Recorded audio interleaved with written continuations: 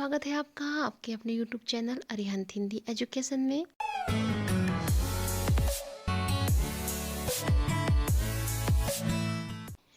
यदि आप मेरे चैनल पे नए हैं तो प्लीज़ मेरे चैनल को सब्सक्राइब करें, लाइक करें, शेयर करें और कमेंट्स भी करें। तो चलिए बढ़ते हैं आज के विषय की ओर।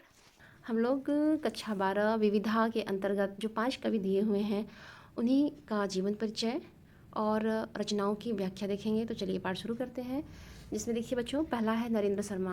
तो नरेंद्र शर्मा की रचना पढ़ने से पहले हम थोड़ा सा उनके विषय में जान लें। नरेंद्र शर्मा का जन्म सन 22 फरवरी 1913 ईस्वी में हुआ था और इनकी मृत्यु 11 फरवरी 1989 ईस्वी में हुआ। और इनका निवास जो है जहांगीरपुर है और जिला बुलंदशहर उत्तर प्रदेश में है। तो ये जो कवि हैं ये छायावादोत्तर काल में अपने प्रणय गीतों और सामाजिक भावना एवं क्रांतिवाहक कविताओं से जनमत को बहुत गहराई से प्रभावित करने वाले कवियों में नरेंद्र शर्मा रहे हैं। जितनी तन्मयता से इन्होंने प्रेमी मानस और हर्ष विषाद को वाड़ी दी है, उतने ही आक्रोश और सच्चाई से इन्होंने विशाल जनमानस की व्यवस्था, विद्रोह भावना और नव निर्माण की चेतना को भी मुखरित किया है। साहित्य और लोकमंच कवि सम्मेलनों के माध्यम से नरेंद्र शर्मा ने जनजीवन को प्रभावित एवं प्रेरित कर साहित्यकार के दायित्वों का निर्वाह किया है। अधिकांशतः गीतों के माध्यम से इन्होंने अपने भावों और विचारों को ही वाणी दी है। तो इनके प्रमुख रचनाएं हैं शूल फूल, कर्णफूल, प्रवासी के गीत, पलाशवन, मिट्टी और फूल, हंसमाला, रक्तचंदन आदि इनकी प्रमुख कृतियां हैं। तो इनका जीवन परिचय बहुत ज़्यादा इस किताब में नहीं दिया हुआ है बच्चों। वैसे तो 4 रचनाकारों के ही आते हैं, जिसमें से कोई एक ही आपको करना है। बच्चों, विविधा के अंतर्गत जिन कवियों को आप पढ़ने वाले हैं ये लोग प्रयोगशील कवियों के बाद आने वाले कवि हैं। और इन कवियों ने एक समय पर यह अनुभव किया कि कविता के भीतर और बाहर के समस्त जीवन को अभिव्यक्ति मिलनी ही चाहिए, और उन्होंने नई कविता का आंदोलन खड़ा किया, जिसमें डॉक्टर जगदीश गुप्त ने इस आंदोलन का नेतृत्व किया। इसके बाद तो नाराज पीढ़ी की कविता, भूखी पीढ़ी की कविता, वीर कविता और कविता आदि अनेक आंदोलन खड़े हो गए। छायावाद के बाद जो ये अनेक काव्यान्दोलन आए हैं उन्हीं की झलक को देने के लिए इस विविधा का संकलन किया गया है। अर्थात छायावाद, प्रगतिवाद जो भी आप पहले पढ़ चुके हैं, उसके बाद में कविताओं का क्या स्वरूप रहा है, उन स्वरूप को जानने के लिए बहुत विस्तृत तो नहीं, थोड़ी थोड़ी जानकारी विविधा में इन कवियों के माध्यम से, इनकी कविताओं के माध्यम से दी गई है। तो जिसका आज पहला आप कविता पढ़ेंगे नरेंद्र शर्मा का, जिनकी कविता का नाम है मधु की एक बूंद। मधु की एक बूंद यह शैली गीतात्मक है और इसमें रस की बात की जाए तो रस शांत है। पहले अब इस कविता का थोड़ा सा परिचय देख लें। सृष्टि का हर चेतन मधु की एक बूंद के लिए अर्थात आनंद के एक क्षण की संप्राप्ति के लिए जीवन भर प्रयत्नशील रहता है। कला, संस्कृति, दर्शन एवं साहित्य सभी के प्राण तत्व के रूप में मधु की एक बूंद को प्रतिष्ठित किया गया है। हमारे सभी क्रियाकलाप वस्तुतः इसी आनंद के क्षण की खोज के लिए है। नरेंद्र शर्मा यही विचार अपनी इस रचना के माध्यम से प्रकट करना चाहते हैं। तो इस मधु की एक बूंद के बारे में बात की जाए तो मधु की एक बूंद जो है कवि नरेंद्र शर्मा की प्रसिद्ध कविता है। यह कविता प्रकृति के सौंदर्य और जीवन के विविध पहलुओं पर गहरा चिंतन करती है और कवि जीवन के संघर्षों और चुनौतियों को एक मधुमक्खी के जीवन से जोड़कर प्रस्तुत करता है। कविता में यह बताया गया है कि जीवन के कठिन समय में भी आशा का दीपक जलाए रखना चाहिए। और कवि का इसमें यह भी कहना है, यानी कविता में उन्होंने यह बताया है कि विश्व का प्रत्येक प्राणी आनंद की खोज में लगा है और आनंद को प्राप्त करने के लिए ही वो प्रयास करता है, मेहनत करता है, लेकिन फिर भी उसे आनंद प्राप्त क्यों नहीं हो रहा है। तो मधु की बूंद में यही बातें उन्होंने बताई हैं। और अगर इसका संदेश की बात की जाए, यानी इस कविता का मुख्य रूप से संदेश क्या है, तो इस कविता का संदेश यह है कि जीवन की मूल इकाई एक है और वह है मधु की एक बूंद। यह बूंद हमें जीवन, ब्रह्मांड और मानव के बीच के संबंध को समझने में मदद करती है। साथ ही अपने जीवन के रहस्य को जानने के लिए हमें अपने भीतर भी झांकना होगा। तो चलिए पाठ शुरू करते हैं, जिसमें देखिए कविता देखते हैं। मधु की एक बूंद के पीछे मानव ने क्या क्या दुख देखे, मधु की एक बूंद धूमिल घन, दर्शन और बुद्धि के लेखे।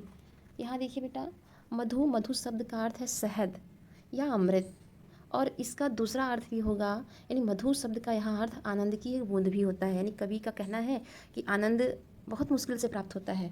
तो इसमें कवि बता रहे हैं कि संसार का प्रत्येक प्राणी आनंद प्राप्ति के लिए बहुत कष्ट सहे हैं। मानव ने क्या क्या दुख देखे, यानी मानव ने आनंद को प्राप्त करने के लिए बहुत सारे कष्ट सहे हैं।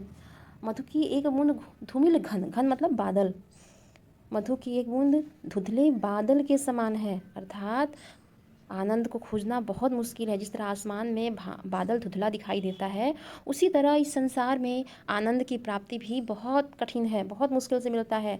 यहाँ कवि यह कहना चाह रहे हैं, तात्पर्य है कि जिस प्रकार धुंधले बादल के पार कुछ दिखाई नहीं देता, उसी तरह इस संसार में आनंद की खोज भी बहुत मुश्किल है।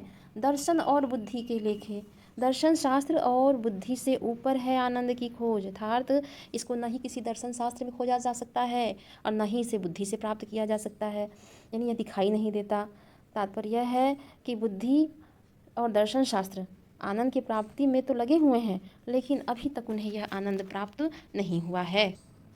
आगे देखें, सृष्टि अविद्या का कोल्हू यदि विज्ञानी विद्या के अंधे, मधु की एक बूंद बिन कैसे जीव करे जीने के धंधे।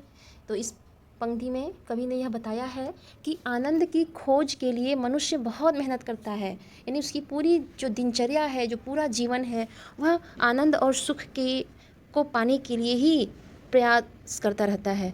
कवि बता रहे हैं, जिस प्रकार कोल्हू में बैल को जोत दिया जाता है, कोल्हू यहाँ कोल्हू यदि लिखा है, यहाँ यह कवि कहना चाह रहे हैं कि जिस तरह से कोल्हू में बैल को जोत दिया जाता है, वह पूरा समय उसी कोल्हू का चक्कर लगाता रहता है, उसी तरह अविज्ञानी विद्या के अंधे, और उसी तरह मनुष्य भी इस संसार में अज्ञानवश कोल्हू की तरह आनंद की प्राप्ति के लिए चक्कर लगाता है। और जो विद्वान लोग हैं वे अपनी विद्या के घमंड में ही लगे रहते हैं, इसलिए उन्हें भी आनंद नहीं मिलता। और बिना आनंद के, मधु की एक बूंद बिन कैसे जीव करे जीने के धंधे, और बिना आनंद के संसार के प्राणी जो निरंतर आनंद की खोज कर रहे हैं, वे लोग आनंद की प्राप्ति के लिए विभिन्न प्रकार के प्रयास कर रहे हैं, अर्थात तरह तरह के काम कर रहे हैं। यानी जीवन जीने के लिए और जीवन के लिए आनंद को प्राप्त करने के लिए बहुत मेहनत कर रहे हैं, तरह तरह के काम कर रहे हैं, लेकिन फिर भी उन्हें आनंद प्राप्त नहीं हो पा रहा है, यानी मधु की एक बूंद नहीं मिल पा रही है। आगे देखें, मधु की एक बूंद से भी यदि जुड़ न सके मन का अपनापा, क्यों दे श्रमिक पसीना सैनिक लहू करे क्यों जाया जापा।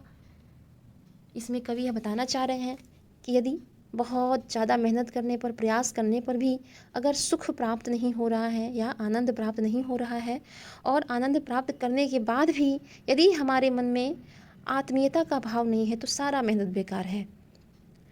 इन पंक्तियों में कवि यही कह रहे हैं, हम बहुत परिश्रम के बाद भी एक बूंद से भी यदि, यानी हम बहुत परिश्रम के बाद भी यदि आनंद प्राप्त कर लें, और आनंद को प्राप्त करने के बाद यदि हमारे मन में अपनापन, यहाँ अपनापा शब्द का अर्थ है अपनापन, यदि हमारे मन में अपनापन उत्पन्न नहीं है, तो हमारा सारा परिश्रम बेकार हो जाता है, व्यर्थ हो जाता है। तात्पर्य है कि हम आनंद की प्राप्ति के लिए तो मेहनत खूब करते हैं, लेकिन उस कार्य के प्रति हमारा कोई अपनापन नहीं है और न ही हमारा कोई समर्पण है। यानी जो काम हम कर रहे हैं आनंद पाने के लिए, पूरे समर्पित भाव से हम नहीं कर पा रहे हैं, तो सारा काम बेकार है। कवि आगे बता रहे हैं, क्यों दे श्रमिक पसीना सैनिक लहू, यानी ऐसे में श्रमिक यानी मजदूर जो है पसीना क्यों बहाए। जब मेहनत के बाद भी आनंद प्राप्त ना हो या आनंद का भाव ना हो, तो मजदूर अपना पसीना क्यों बहाए, और युद्ध भूमि में सैनिक अपना खून क्यों बहाए, यदि उससे आनंद की प्राप्ति ना हो तो। कवि आगे कह रहे हैं, लहू करे क्यों जाया जापा। अब देखो बच्चों, यहाँ जाया शब्द का अर्थ है स्त्री और जापा शब्द का अर्थ है प्रसव। यहाँ कवि यही कहना चाह रहे हैं, इस संसार में स्त्री संतान क्यों पैदा करे। तात्पर्य है कि संतान उत्पत्ति के बाद भी यदि स्त्री को मधु की एक बूंद अर्थात आनंद प्राप्त न हो, तो वह जन्म ही क्यों दे। यानी मधु की एक बूंद पाने के लिए, आनंद पाने के लिए लोगों को मेहनत करना चाहिए, और आनंद मिल जाए तो उसे पूरे अपनत्व भाव से अपनाना चाहिए, ईमानदारी से अपनाना चाहिए। आगे देखिए, मधु की एक बूंद से बचकर व्यक्ति मात्र की बची चदरिया, न घर तेरा न घर मेरा रैन बसेरा बनी नगरिया। प्रस्तुत पंक्तियों में कवि कह रहे हैं, जो व्यक्ति आनंद से बच जाता है अर्थात आनंद प्राप्त नहीं कर पाता, वह चादर मात्र ही शेष रहता है, अर्थात शरीर ही रहता है, यानी उसे कोई सुख प्राप्त नहीं होता है, लेकिन उसकी भावनाएं नहीं होती। यानी संसार में उसका शरीर तो होता है, लेकिन उसके अंदर कोई भाव पैदा नहीं होता है। और जब मनुष्य में आनंद की भावना नहीं होगी तो वह झूठ, अहंकार एवं आडंबर का बोलबाला में ही रहेगा। कवि कहते हैं कि यह संसार रैन बसेरे के समान है। रैन बसेरा यानी जहाँ लोग रात्रि में निवास करते हैं, उसे रैन बसेरा भी कहा जाता है। कवि यही कह रहे हैं, यह संसार रैन बसेरे के समान है, यहाँ किसी का कुछ नहीं है, अर्थात यह संसार आनंदहीन है। व्यक्ति के लिए यह रैन बसेरे के समान है। और अगर व्यक्ति मेहनत करे, अगर वह स्वार्थीपना छोड़ दे और पूरे मन से आनंद को खोजे, तो निश्चित है कि उसे मधु की एक बूंद अर्थात आनंद जरूर मिलेगा। आगे देखिए, मधु की एक बूंद बिन रीते पांचों कोस और पांचों जन। मधु की एक बूंद बिन हमसे सभी योजनाएं 100 योजन। मधु की एक बूंद बिन ईश्वर शक्तिमान भी शक्तिहीन है। मधु की एक बूंद सागर है, हर जीवात्मा मधुर मीन है। इन पंक्तियों में कवि यह बताना चाह रहे हैं कि मधु की एक बूंद को जीवन, ब्रह्मांड और मानव के अस्तित्व से जोड़कर देखा गया है। कवि यह बता रहे हैं कि मधु की यह बूंद जीवन का स्रोत है, शक्ति का प्रतीक है और इस संसार के कण कण में मौजूद है। अर्थ देखिए, कवि कह रहे हैं कि मधु की बूंद अर्थात आनंद जीवन की मूल इकाई है और बिना मधु की बूंद के पांचों कोष कौन कौन से हैं? अन्न, प्राण, मन, विज्ञान और आनंद, ये 5 कोष हैं। यानी बिना मधु की बूंद के पांचों कोष, जो अन्न है, प्राण है, मन, विज्ञान एवं आनंद, और पांचों जन। अब 5 जन कौन है? ये 5 जन है भूत, भविष्य, वर्तमान, स्थान और काल। ये 5 जो है जन है, 5 कोष 5 जन। यानी बिना मधु की बूंद के अर्थात बिना आनंद के ये 5 जन और 5 कोष सब खाली हैं, कहीं कोई आनंद नहीं है। मधु की एक बूंद के माध्यम से कवि जीवन के रहस्यों को उजागर करने का प्रयास कर रहे हैं। कवि आगे कहते हैं, यदि आनंद प्राप्त नहीं होता तो हम अपने जीवन में जो योजनाएं बनाते हैं 100 योजन यानी 100 कोस दूर हो जाती हैं।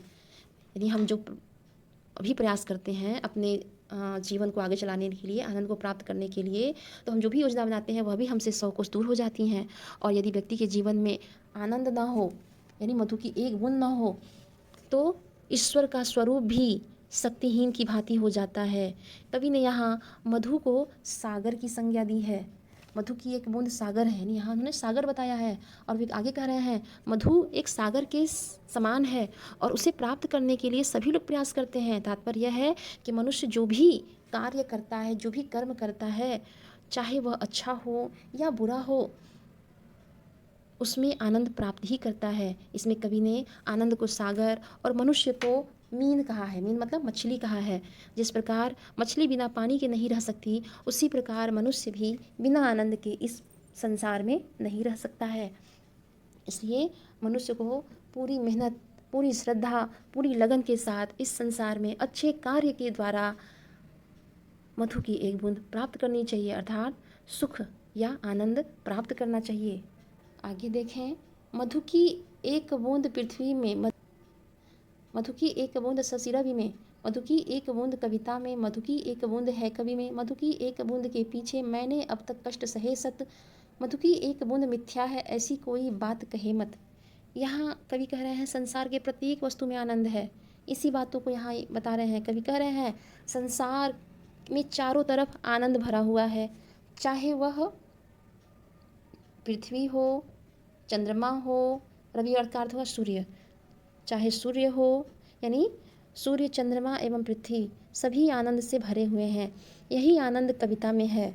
मधु की एक बूंद कविता में, यानी यही जो आनंद का भाव है वह कविताओं में मिलता है। जब कविता सभी को आनंदित करती है तो कवि का लिखना सार्थक हो जाता है और कवि भी आनंद से भर जाता है। कवि आगे कह रहे हैं आनंद की प्राप्ति के लिए मैंने सैकड़ों कष्ट सहे सत, सत मतलब सैकड़ों कष्ट सहे हैं। सभी लोग जो कार्य करते हैं उसमें आनंद अवश्य मिलता है। इसलिए कोई भी ऐसी मिथ्या, मिथ्या मतलब झूठ, यानी कोई भी यह बात को झूठ न कहे, मिथ्या न कहे कि मधु की एक बूंद नहीं है, अर्थात मधु की एक बूंद में सत्य तत्व है। यहाँ कविता के माध्यम से कवि ये कहना चाह रहे हैं कि जीवन की तो मूल इकाई ही मधु की एक बूंद है, अर्थात आनंद है। इसलिए प्रत्येक मनुष्य को पूरी ईमानदारी के साथ इस संसार में अपने जीवन को जीने के लिए मेहनत करना चाहिए और मेहनत करते हुए मधु की एक बूंद को प्राप्त करना चाहिए। तो आज के लिए बस इतना ही। धन्यवाद।